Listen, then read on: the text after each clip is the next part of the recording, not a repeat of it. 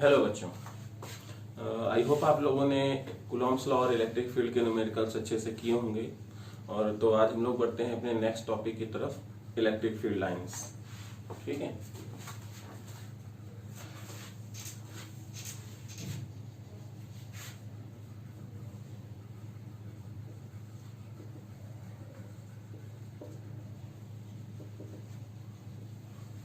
तो electric field lines क्या होती हैं? जैसे बेटा हम लोगों ने देखा कि कभी भी कोई पॉजिटिव चार्ज या नेगेटिव चार्ज है तो उसके सराउंडिंग रीजन में इलेक्ट्रिक फील्ड होती है, जहां पे कोई एक्सटर्नल चार्ज पार्टिकल कुछ फोर्स फील करता है, मे बी पॉजिटिव और नेगेटिव। तो जो वो रीजन है इलेक्ट्रिक फील्ड का किसी भी चार्ज पार्टिकल के आसपास, ठीक है ना, किसी भी चार्ज पार्टिकल के आसपास जो रीजन है, उस रीजन में इलेक्ट्रिक फील्ड को शो करने के लिए हम लोग इमेजिनरी फील्ड लाइंस लेते हैं, और वही इमेजिनरी फील्ड लाइंस कहलाती हैं इलेक्ट्रिक फील्ड लाइंस। ठीक है, तो अगर हम डेफिनेशन पे जाएंगे तो हम लोग क्या लिख सकते हैं? डेफिनेशन इसकी ये होगी, इलेक्ट्रिक फील्ड लाइंस। स्टॉप करो इसको। तो जैसे इलेक्ट्रिक फील्ड लाइंस क्या होंगी? Electric field lines are the imaginary continuous field lines which is the direction drawn at that point in the direction of electric field experienced by test charge particle. Suppose जैसे बेटा यहाँ पे हम लोगों ने कोई पॉजिटिव चार्ज लिया हुआ है, हमने यहाँ पे ये पॉजिटिव चार्ज लिया हुआ है, तो अगर मान लो मैं यहाँ पे कोई टेस्ट चार्ज पार्टिकल रखता हूँ बेटा, तो किधर फोर्स लगाता है? वो उसका फोर्स इधर होगा। ठीक है, तो ये रीजन देखो, यहाँ पे जो ये रीजन होगा इसमें इलेक्ट्रिक फील्ड लाइंस इधर बना दिया। अगर उसी टेस्ट चार्ज पार्टिकल को मैं यहाँ ले लूँ तो किधर होगा? तो फिर इधर जाएगा फोर्स। वही टेस्ट चार्ज पार्टिकल मैं यहाँ ले लेता हूँ तो किधर जाएगा? इधर की डायरेक्शन में। तो देखो फोर्स ऐसे बन गया। तो इस तरीके से क्या होगा, पॉजिटिव चार्ज से फील्ड लाइंस देखो किधर जाना शुरू हो जाती हैं, अवे फ्रॉम द चार्ज। ठीक है, सिमिलरली अगर मैं यहाँ पे कोई नेगेटिव चार्ज लेता हूं और कोई टेस्ट चार्ज पार्टिकल Q0 मैंने यहाँ पे रखा, तो ये नेगेटिव क्या करेगा? अच्छा, टेस्ट चार्ज पार्टिकल हमेशा कैसा होता है? पॉजिटिव होता है नेचर में। तो जब ये माइनस प्लस को क्या करेगा? अपनी तरफ अट्रैक्ट करेगा। तो देखो इसकी डायरेक्शन कैसी हो गई? ऐसी हो जाएगी। सिमिलरली ये अगर चार्ज पार्टिकल यहाँ पे आ गया तो डायरेक्शन ऐसी हो जाएगी। तो यहां से हम देख सकते हैं कि जो नेगेटिव चार्ज होंगे वो इलेक्ट्रिक फील्ड लाइंस जो होंगी वो इनवर्ट्स होंगी। पॉजिटिव चार्ज की आउटवर्ड्स होंगी और नेगेटिव चार्ज की इनवर्ट्स होंगी। ठीक है, तो अब ये इलेक्ट्रिक फील्ड लाइंस जब आई हैं तो इनकी बहुत सारी प्रॉपर्टीज हैं, उन प्रॉपर्टीज को हम लोग देखते हैं। ठीक है, बेटा हम लोग करते हैं properties of electric field lines. इसमें पहला पॉइंट हम लोग क्या लिखेंगे? पहला point, electric field lines are emerged from positive charge and terminated at negative charge। जैसे कि हम लोग देख सकते हैं कि ये पॉजिटिव था, तो ये देखो ये अवे फ्रॉम मतलब यहां से जनरेट हो रहा है, और कहां पे मतलब नेगेटिव चार्ज अगर है तो वहां पे ही टर्मिनेट होंगी ये फील्ड लाइंस। ठीक है, direction of electric field line surface. As example, ये मैंने कोई पॉजिटिव चार्ज लिया, ये मैंने कोई नेगेटिव शीट ले ली। ठीक है, तो मैं क्या देखता हूं यहाँ पे फील्ड लाइंस कैसे बनेंगी? यहाँ पे फील्ड लाइंस ऐसे नहीं बनेंगी कि आपने क्या किया, ये ऐसे बना दिया, ये ऐसे बना दिया, ये ऐसे बना दिया, ये ऐसे बना दिया ना, ऐसे बिल्कुल भी नहीं बनेंगी। अगर आप सोच रहे हैं कि यहाँ पे फील्ड लाइंस ऐसे बनेंगी, तो ऐसी फील्ड लाइंस नहीं बनेंगी। यहाँ पे फील्ड लाइंस कैसे बनेंगी? ये रहेगा पॉजिटिव चार्ज, ये है नेगेटिव प्लेट, तो इस पे क्या होगा? यहां से परपेंडिकुलर इमर्ज तो होंगी, परपेंडिकुलर इंटर भी करेंगी।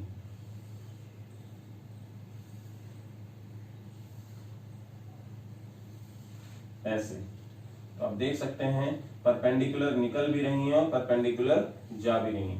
अब कहोगे सर इन लाइंस का क्या होगा, कुछ नहीं, जरूरी थोड़ी ना कि वो सब प्लेट की तरफ ही जाएंगी, परपेंडिकुलर इधर से निकलेंगी ऐसे ही। ये इसका डायग्राम हो जाएगा।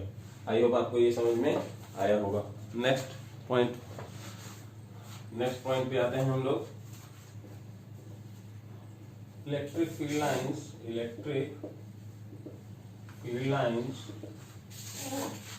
Never intersect to each other। ठीक है, बहुत इंपॉर्टेंट फील्ड लाइन प्रॉपर्टी है ये कि इलेक्ट्रिक फील्ड लाइंस एक दूसरे से इंटरसेक्ट नहीं करेंगी। जैसे ये पॉजिटिव चार्ज लिया आपने, ये पॉजिटिव चार्ज लिया आपने, इधर इसकी फील्ड लाइंस तो बना दी,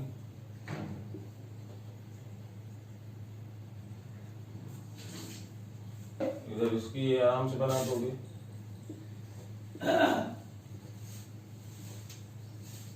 अब जब ये बनाने आओगे तो आप क्या देख रहे हो कि ये इंटरसेक्ट हो रहे हैं, ठीक है ना।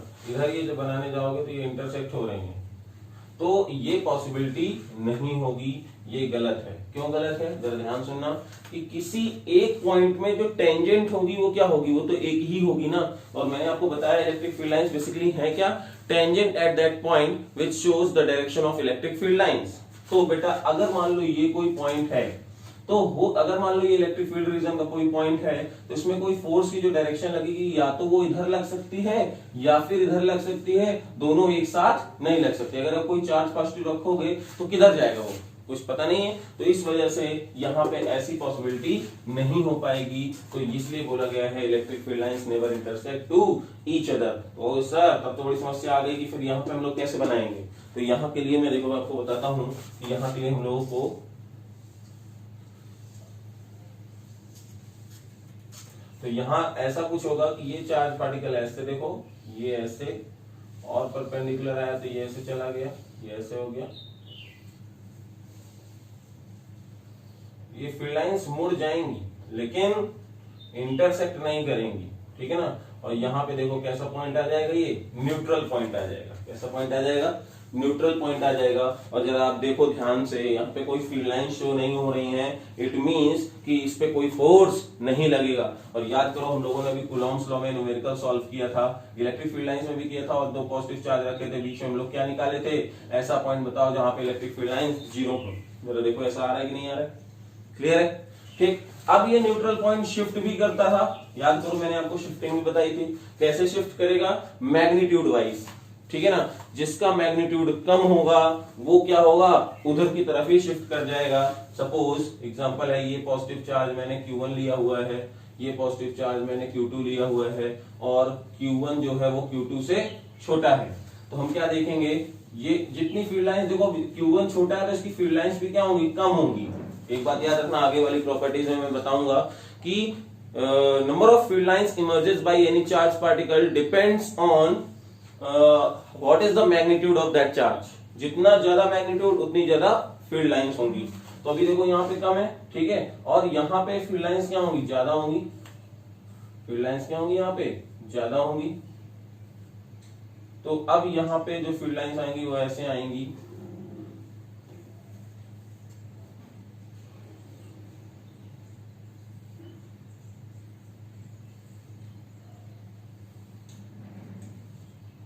तो जो न्यूट्रल चार्ज पॉइंट होगा वो इधर शिफ्ट हो जाएगा।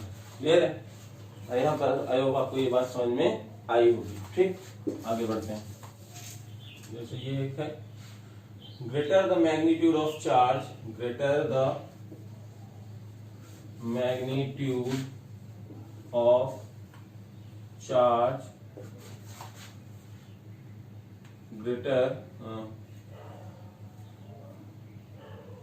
more number of field lines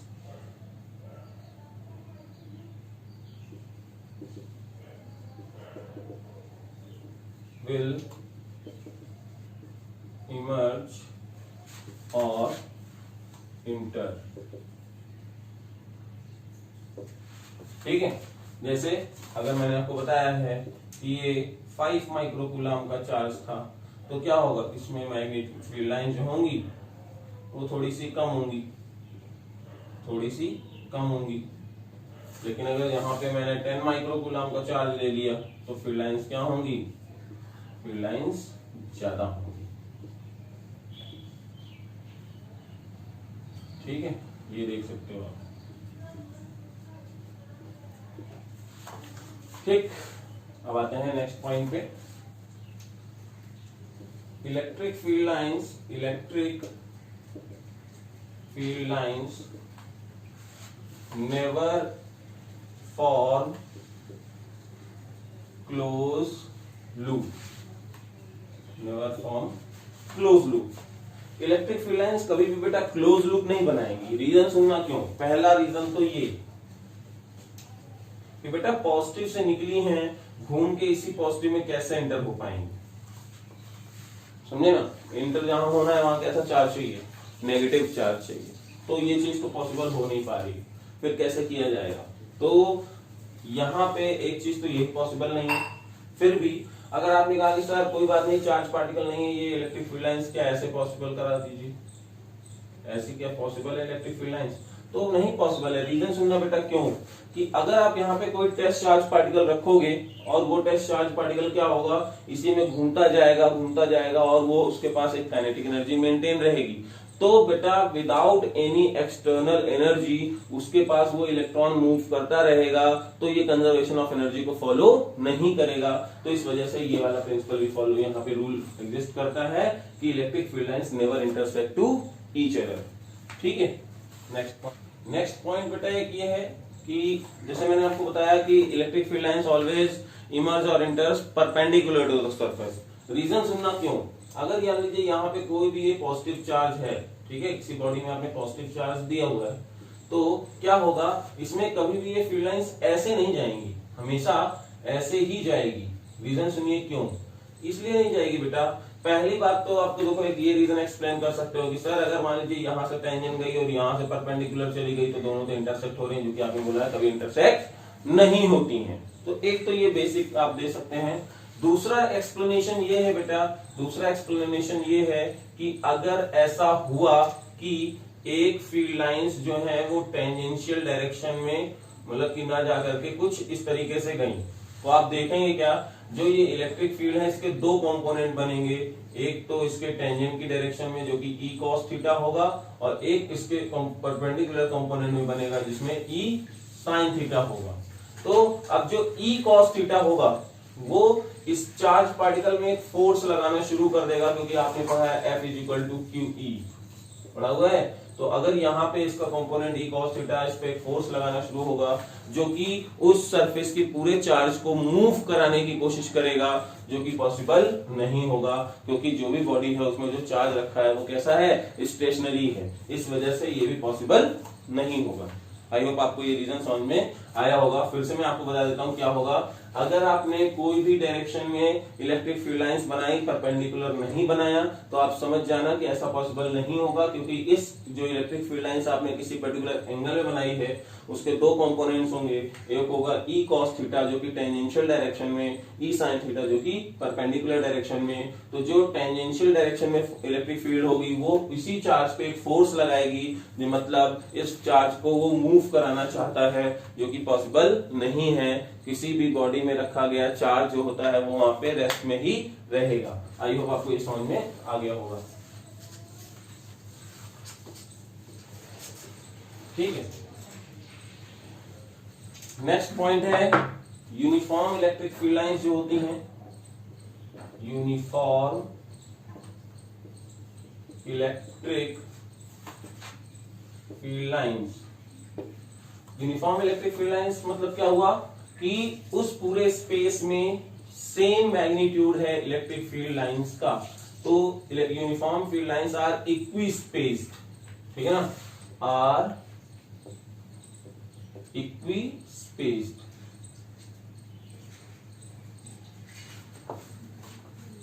या इसको इक्वी डिस्टेंस कह देंगे, ज्यादा बेटर रहेगा। इक्वी डिस्टेंस,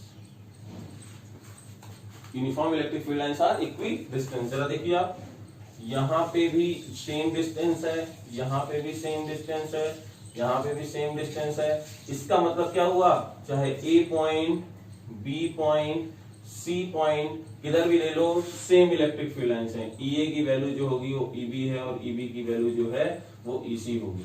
ठीक है, यूनिफॉर्म इलेक्ट्रिक फील्ड लाइंस कैसी होती हैं, इक्वी डिस्टेंस होती हैं और we can say that parallel होती हैं। ठीक है ना, कह सकते हैं कि पैरेलल होती हैं। ठीक, तो ये होती हैं यूनिफॉर्म इलेक्ट्रिक फील्ड लाइंस। और इस किधर से किधर ट्रेवल करते हैं सबको पता है, पॉजिटिव से इधर नेगेटिव की तरफ। ठीक, अब आते हैं नेक्स्ट पॉइंट नंबर। तो नेक्स्ट जो पॉइंट है वो है electric non uniform electric field lines. Non uniform electric field lines. Non uniform electric field lines कैसी होती है बेटा, non uniform electric field lines कुछ इस तरीके से होंगी कि ऐसे, which are not equidistance, not parallel. ठीक है, तो यहां पे पॉइंट आया ए और यहां पे पॉइंट आया बी।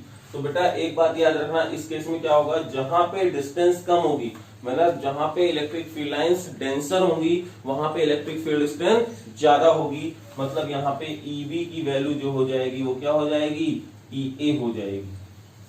ठीक है, अगर मान लो इसी फिगर में मैं ऐसे बना दूं, ऐसे बना दिए मैंने, और ये पॉइंट ए है और ये पॉइंट बी है, जरा देखो बी पॉइंट के बीच में कितना स्पेस है, बहुत ज्यादा, यहाँ एक भी नहीं है। मतलब इलेक्ट्रिक फील्ड जो ए पे है वो बी पे से ज्यादा है। ठीक है, तो आई होप आपको ये क्वेश्चंस यहाँ पे समझ में आए होंगे। ये इलेक्ट्रिक फील्ड लाइंस की प्रॉपर्टीज थी जो अभी आपने देखी हैं। ठीक है, अब हम लोग आते हैं आगे next, motion of charge particle.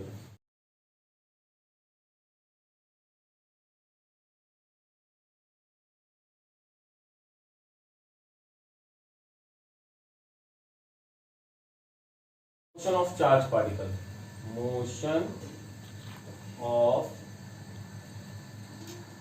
Charge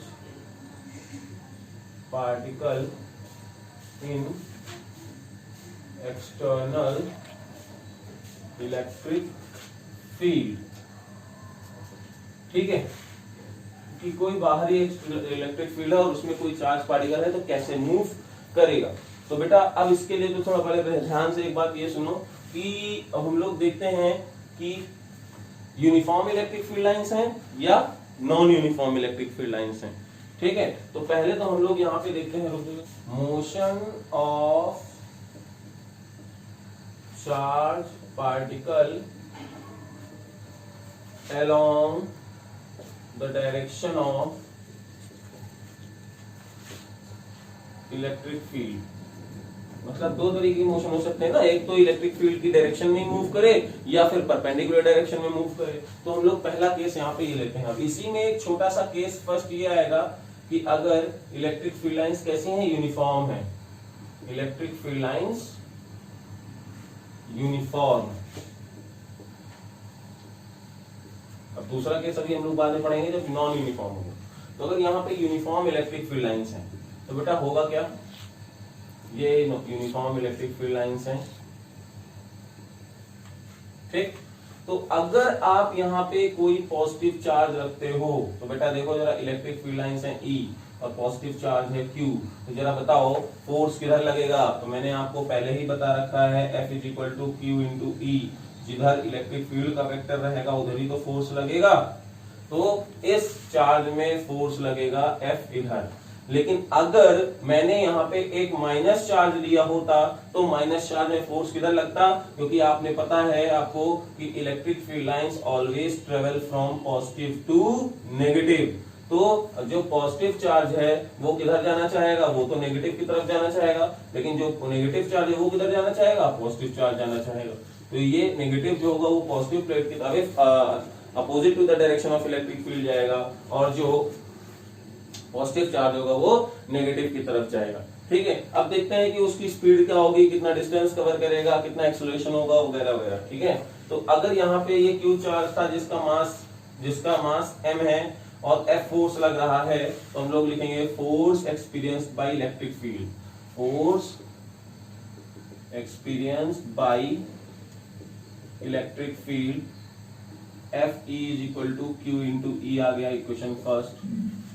अब ये मूव कर रहा है by Newton second law, by Newton second law.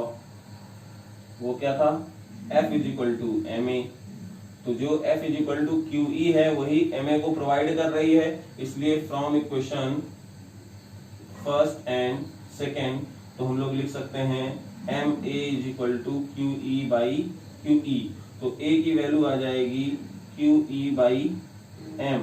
This is the acceleration experience by acceleration of the charge particle. अब जरा मुझे देखो बेटा ध्यान से यहाँ पे कि क्यू क्या है, चार्ज का कांस्टेंट होता है। आपने यूनिफॉर्म फील्ड लाइंस ली है मतलब ई भी कांस्टेंट होगा, और चार्ज ऑफ द मास जो मास है चार्ज का वो क्या है, वो भी एकदम कांस्टेंट होगा। तो ये कैसा होने वाला है, ये कांस्टेंट एक्सेलरेशन लगेगा। यहाँ पे कैसा लगेगा, कांस्टेंट एक्सेलरेशन लगेगा। It means we can follow equations of motion, ठीक है ना। वी कैन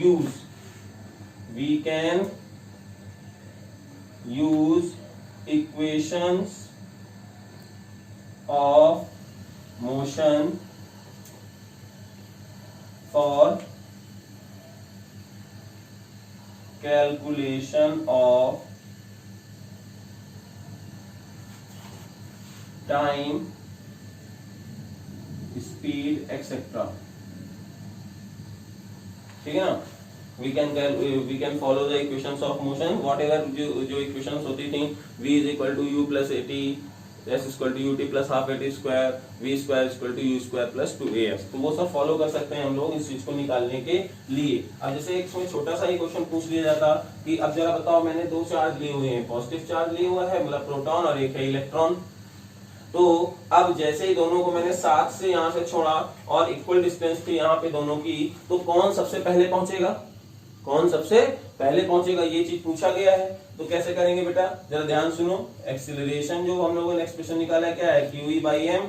इलेक्ट्रॉन प्रोटॉन का चार्ज तो होता है सेम, इलेक्ट्रिक फील्ड भी सेम, केवल मास डिफरेंट है। इलेक्ट्रॉन का जो मास है वो कम होता है, एक्सीलरेशन ज्यादा होगा, और जिसका एक्सीलरेशन ज्यादा है तो उसके लिए क्या होगा, टाइम की वैल्यू कम हो जाएगी। क्योंकि आपने एक फॉर्मूला पढ़ा होगा, T is equal to √2s/a। तो अगर a की वैल्यू ज्यादा तो टाइम की वैल्यू कम।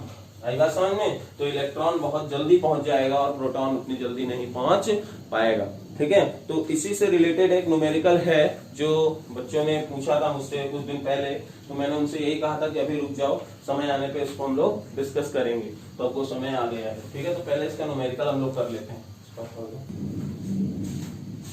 हाँ, तो बेटा आपको एक क्वेश्चन दिया गया है स्क्रीन पे, आप देख सकते हो, जिसमें कह रहा है कि एक बार हमने क्या किया, इस मैग्नीट्यूड की इलेक्ट्रिक फील्ड लाइंस हैं जो कि इस तरीके से लिया है कि पॉजिटिव नेगेटिव है, पॉजिटिव नीचे है नेगेटिव ऊपर है, तो इलेक्ट्रिक फील्ड लाइंस ऊपर जा रही। यहाँ से किसी एक इलेक्ट्रॉन को हम लोग छोड़ रहे हैं, तो वो t1 टाइम में डिस्टेंस को कवर कर रहा है। कह रहा है कि सेम मैग्नीट्यूड को हम स्वयं इलेक्ट्रिक फील्ड लाइंस को हम लोगों ने रिवर्स डायरेक्शन में कर दिया और अब प्रोटॉन को छोड़ रहा है तो वो t2 टाइम ले रहा है। तो कह रहा है कि इन दोनों का टाइम कैलकुलेट करिए कि यहाँ पे कितना टाइम डिफरेंस दोनों पे आ रहा है, ठीक है।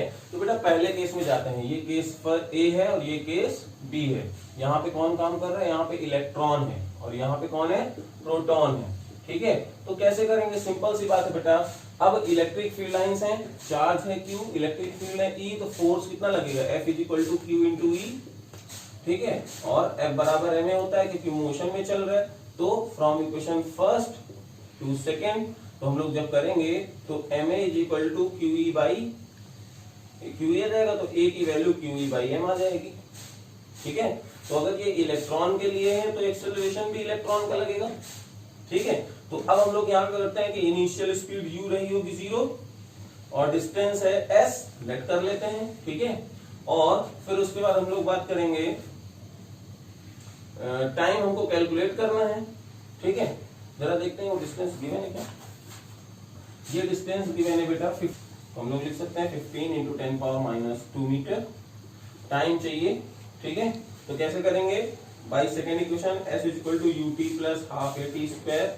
तो यहाँ से हम लोग क्या करेंगे, u की वैल्यू 0 है तो ये 0 हो जाएगा, t की वैल्यू क्या हो जाएगी 2s/a और अंडर रूट, ठीक है। तो यहाँ से हम लोग ये वैल्यू पहले वाला टाइम निकाल लेंगे, s की वैल्यू रख देंगे, s की वैल्यू कितनी होगी 2 इंटू 15 इंटू 10⁻²। अब एक्सेलरेशन के लिए क्या है, QE/m है, तो m इलेक्ट्रॉन का 9.1 इंटू 10⁻31 अपॉन और QE की 1.6 इंटू 10⁻19। इलेक्ट्रिक फील्ड कितना 2.0 इंटू 10⁴। ठीक है, तो यहां से टाइम आ जाएगा। ठीक है, और अगर अब मान लो इसकी बात करें बी की, तो सेम प्रोसीजर यहाँ पे बेटा, एक्सेलरेशन ऑफ जो प्रोटॉन आएगा वो QE/m प्रोटॉन आ जाएगा। टाइम पीरियड ऑफ प्रोटॉन के लिए जब जाएंगे तो 2s/AP आ जाएगा। वैल्यू को सॉल्व करिए, तो यहां से हम लोग रखेंगे 2 इंटू 15 इंटू 10⁻²। AP बोले तो चार्ज ऑफ प्रोटॉन 1.6 इंटू 10⁻19, यहां से आ जाएगा 2.0 इंटू 10⁴, और ऊपर जो चला जाएगा वो इसका मास होगा, और प्रोटॉन का मास होता है 1.6 इंटू 10⁻16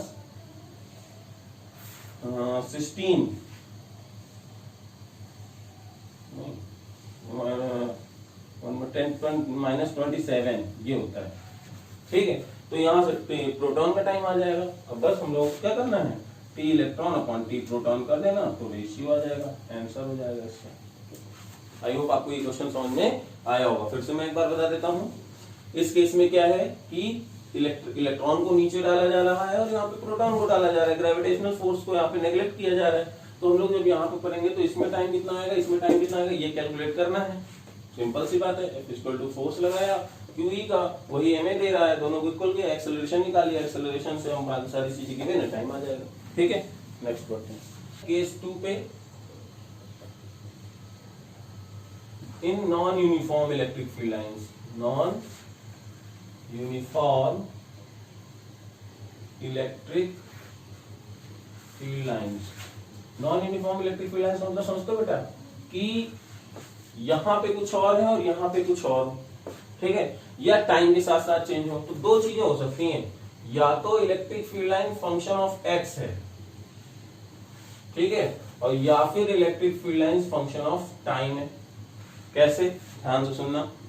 इस केस में क्या हो रहा होगा, मान लीजिए आपने भी यहाँ पे ऐसा मैग्नीट्यूड दिया हुआ था, कोई मैग्नीट्यूड E है, और आपने कोई चार्ज पार्टिकल Q रखा हुआ है प्लस का, ठीक है। अब ये इलेक्ट्रिक फील्ड लाइंस टाइम के साथ साथ चेंज हो रहा है। जैसे मान लो मैं यहाँ पे खड़ा हूं, उधर से फील्ड लाइंस आ रही है, इधर की तरफ जा रही है, तो अभी क्या है 2 न्यूटन पर कूलम, 5 न्यूटन पर कूलम, 10 न्यूटन पर कूलम। तो मुझे क्या हो रहा है, इलेक्ट्रिक फील्ड लाइंस जो है टाइम के साथ साथ बढ़ रहे हैं। तो electric field lines is a function of time, ठीक है। यहाँ पे कैसा हो सकता है, यहाँ पे कुछ ऐसा हो सकता है, देखो ये ऐसे, तो डिस्टेंस के साथ आपकी इलेक्ट्रिक फील्ड लाइंस क्या हो रही, चेंज हो रही। मतलब ये चार्ज पार्टिकल जब यहाँ था तो कुछ और फोर्स, जब यहाँ आया तो कुछ और फोर्स, यहाँ आया तो कुछ और फोर्स। तो अब क्या फोर्स कांस्टेंट रहा, नहीं रहा। फोर्स कांस्टेंट नहीं रहा तो क्या एक्सेलरेशन कांस्टेंट रहा, एक्सेलरेशन भी कांस्टेंट नहीं रहा। और मैंने आपको 11th में ही पढ़ाया था कि जहां पे एक्सेलरेशन कांस्टेंट नहीं होगा तो वहां पे कुछ भी हम लोग फील्ड लाइंस को यूज नहीं कर पाएंगे, हम लोग यूनिफॉर्म जो इक्वेशंस ऑफ मोशन है उनको यूज नहीं कर पाएंगे। तो इसलिए हम लोग आगे बात करते हैं।